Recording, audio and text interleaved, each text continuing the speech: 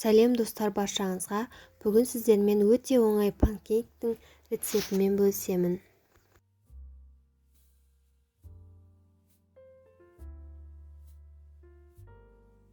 Ол үшін ең алдымен жұмыртқаны жарып, қант қосып, венчикпен араластырамыз. Венчик болмаса, вилкамен де араластыруға болады.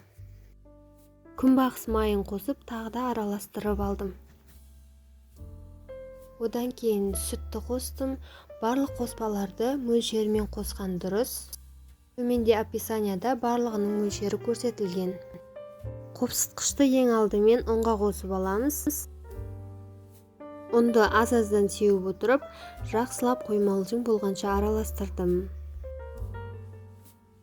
Консистенциясы осылай болып шығады. Қатты қою емес, қатты сұйық емес. Табаны алдын ала қыздырып алдым. Панкейктерді жай отта пісіру керек. Панкейктердің бетінде осылай майда тесіктер пайда болған кезде келесі бетін аударамыз.